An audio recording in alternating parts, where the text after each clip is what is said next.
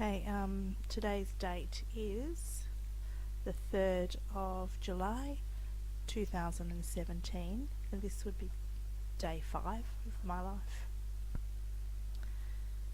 Today I'm going to talk about some letters that I wrote when I first started asking for help. And the date of my first letter is dated the 25th of January 1999. I actually wrote 2 letters. I'm not quite sure who one of the letters is for, but it states that I have written to the Ombudsman, and on the same day. So this letter that went out on the 25th of January, there's 2 different letters, and I tell the Ombudsman that I have written to the Commissioner of Health, the Department of Environmental Protection, the Environmental Health Department, the City of Stirling Health Department, the Minister for Health, the Minister of Family and Children's Services, the Minister of Environment, the Environmental Health Department of WA, and Principal Environment Health Officer, WorkSafe and Doppler. I've also contacted the Community News and the West Australian. So that's a lot of people I actually must have sent this generic letter to, I would imagine, this one over here. And in that letter I just talk about that the people of Mirrabooka have been complaining about the tip site for 20 years, and that they complained about the methane, the fires, the smell, the contaminated water, flies, cockroach, mice, and plagues of filth. They complain about dust, mulch and chemicals falling all over their houses, and they complain about the illegal substances buried in the ground. They talk about a fire that's been on the hill being the tip site. They talked about unexplained rashes, stomach cramps, headaches, vomiting and sinus problems. They talked about Legionella, organic vapours, sleepless nights, nighttime coughing as the dust settles. Apparently you couldn't get a bore sunk because drillers were being affected with skin lesions, diarrhoea and other explainable illnesses. A lot of people were talking to me about how there's a lot of corruption around, but they're too scared to speak out that they will lose their job, and that I had a duty of care, I say in this letter, to ensure that children were not put at risk. That children must be given a high priority, and a promise was made for them for a brighter and better future. In fact, I quote Article 24. It says that they recognise the right of every child to a standard of living adequate for the child's mental, physical, spiritual and moral social development. That definitely wasn't happening in our house, especially when you're building a house so close to a tip site that ruined your health. I talk about how my plant life was dying in my yard, and the pool needing continual maintenance, and how my pool was deemed unfit for swimming.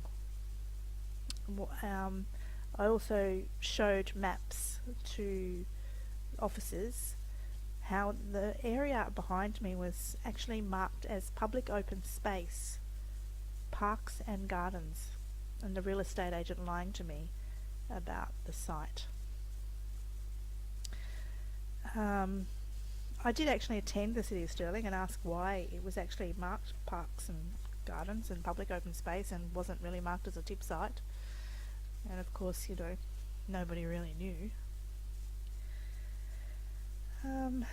Nobody was really wanting to talk to me.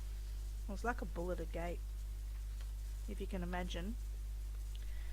So I wrote to the Ombudsman because no one was really talking to me, and no one wanted to know me, and no one would look at any pictures that I would give to them. So I went to a meeting with the Mayor of Stirling at the time, and I told him, I asked him, what we should do about it, and he said, "Buyer beware. You shouldn't have bought your property off Homes West." Well, I'm not a fan of Homes West. I live in a Homes West house now, and I hate it. But I actually bought that house privately, and it had nothing to do with Homes West. So his answer was insulting, basically telling me that I was you know, my that I was poor, and that I should be thankful for having a house. And if I wanted better, I shouldn't have maybe got a loan from Homes West or bought a house that Homes West had sold the property from. So he insulted me that day. I lived within 100 metres of that tip site, and you can see the amount of dust that would blow across there.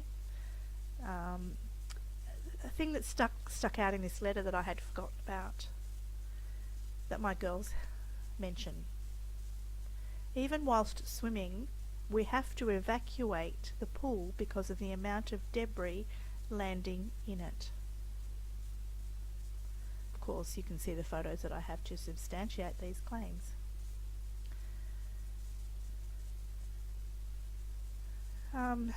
Apparently there were tests done on air conditioners in the area, and there was Legionella found. I don't know where that was. I passed that information on to the health department, who said they couldn't find anything, but you know, they can never find anything. But the fact is that stuff was actually landing on my girls while they were swimming. And another thing that stands out in this letter here that I've actually written a month later, obviously hadn't heard from anybody. I would have sent it to the same people.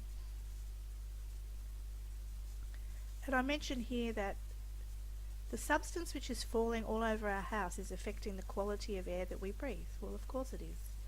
It's destroying the ferns in my garden, ruining the wood structures around my home, and settling in my home. Thus, the dust in the window tracks that we collected to send off for testing.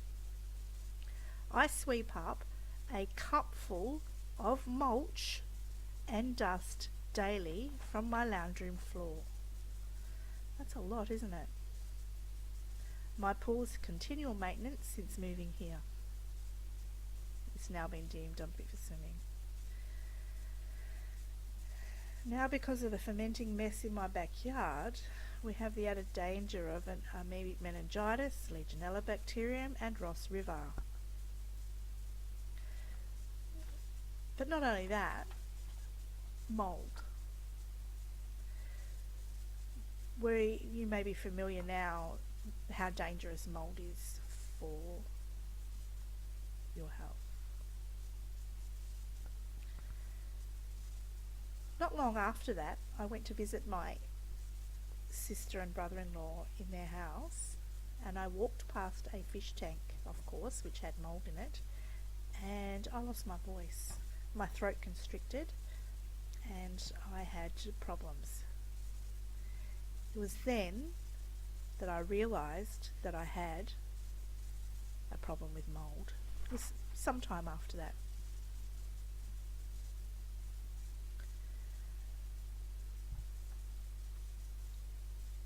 I also had problems with dust. Every time I would go near dust, my throat would constrict and I would have problems breathing.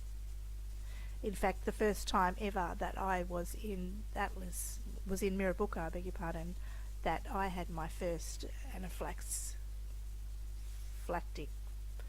experience where my throat was constricting and I couldn't breathe, and all I could do was slowly breathe through my nose and hope to God I was going to be able to breathe again.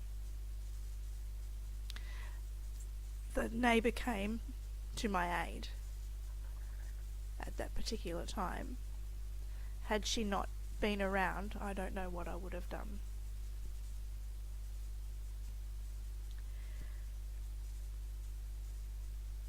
Our health continued to get worse.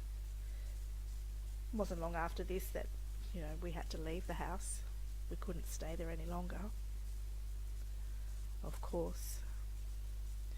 As quick as we were cleaning the pool, it would go green again. As you know, as quick as I was cleaning, it was being contaminated again. We were sleeping 14-hour nights. I reported a gas leak because I thought that there was a gas leak at the house. So the gas department man came and he checked for leaks. Of course, there were none. What I was smelling around the house was gas from the tip site. Methyl mercaptans, methane gas. Methane, what they put in natural gas, which has no smell, so you can smell when there's a leak. So that's all I could smell. Not knowing that when I smelled what I assumed was a gas leak, I had no idea that they put methane in natural gas, that it didn't have a smell. But I did after I researched it.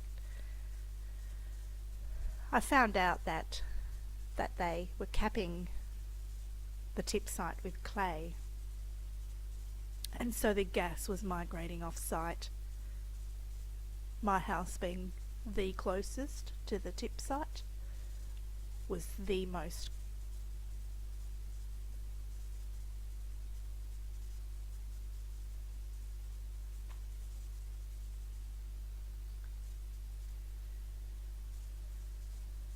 was obviously the one that copped the most gas, but it wasn't the only one. Not only that, there were plumes of gas that used to settle in and around the area and then disperse slowly. But we breathed that in night after night.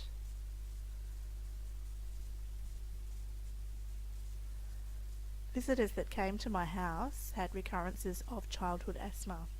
They hadn't had it since they were a child. My children had never had the illnesses that they had in that house, which is why I went door knocking. Working with children, I knew something was wrong.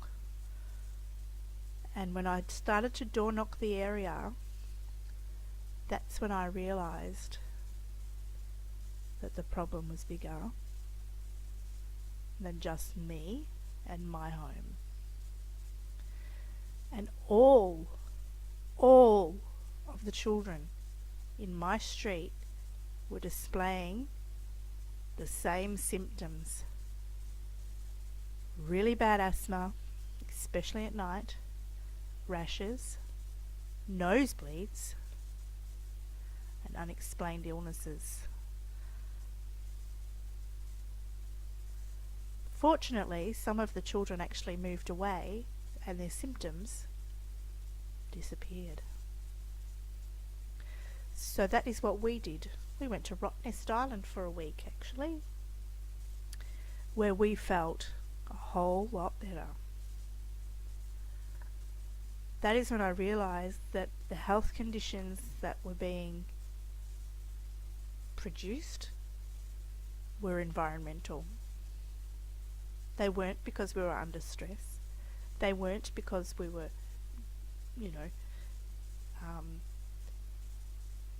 under pressure. They weren't because I was a single parent. They weren't for any other reason but because that environment was toxic. And I had never heard of an environmental illness ever prior to moving into that area and seeing that all the children were sick. That's it for today.